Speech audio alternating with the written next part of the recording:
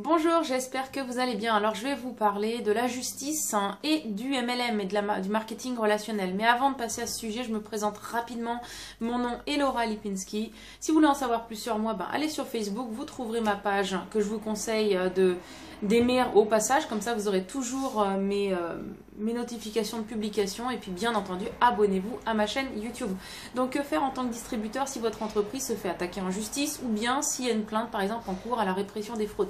Déjà, première chose, pas de panique parce que ce sont des choses qui peuvent arriver. En fait, plus l'entreprise est grande, plus il y a de chiffre d'affaires de réaliser, plus la chance, enfin plutôt la malchance, plus elle a de malchance en fait de se retrouver avec ce type de choses.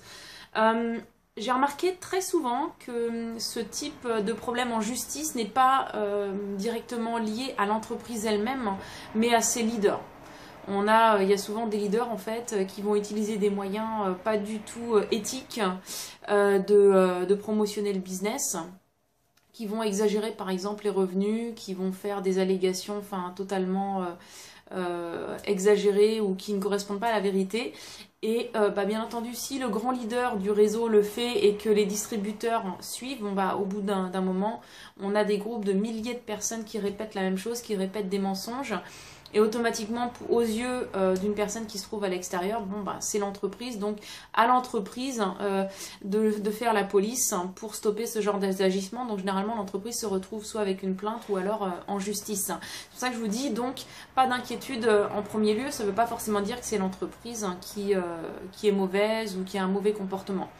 Maintenant, il y a deux solutions. C'est soit l'entreprise dit « Ok ». On va prendre des mesures contre les leaders en question. Donc, on va leur demander soit d'arrêter ça ou alors on va résilier leur contrat.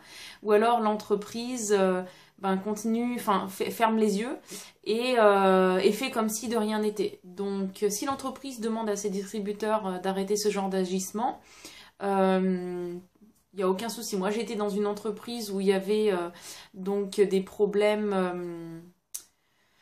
il y avait en fait des problèmes de racisme envers d'autres top leaders et malgré les plaintes de la personne qui concernait, l'entreprise n'a jamais agi.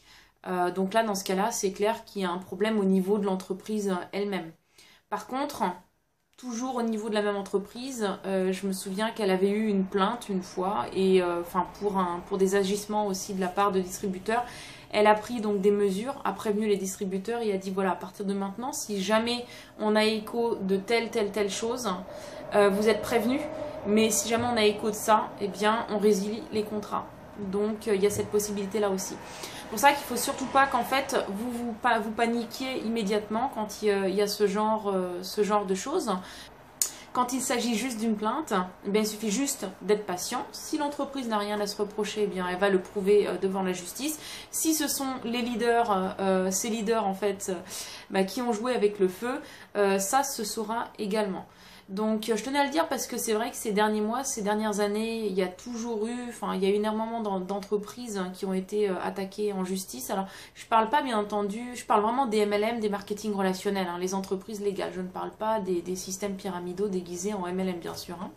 Mais bon, il y a eu énormément d'entreprises qui se sont retrouvées avec ce type de soucis. Ça peut arriver à n'importe quelle grande entreprise traditionnelle également.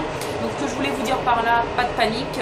C'est pas une raison pour partir en courant de l'entreprise ni de dire puisque c'est comme ça, j'arrête le marketing relationnel. Soyez juste patient. Si j'ai un conseil à vous donner, travaillez avec les informations qui vous sont délivrées par l'entreprise, travaillez avec les flyers qui vous sont mis à disposition, avec les calculs par exemple de commissions qui sont également donnés par l'entreprise et ne promotionnez pas de choses exagérées juste pour attirer en fait du monde. Parce que si vous le faites, non seulement vous pouvez vous attirer des problèmes vous-même, mais également des problèmes à l'entreprise et à tout le reste des distributeurs. Voilà, j'espère que mon information était claire et que vous avez compris où je voulais en venir.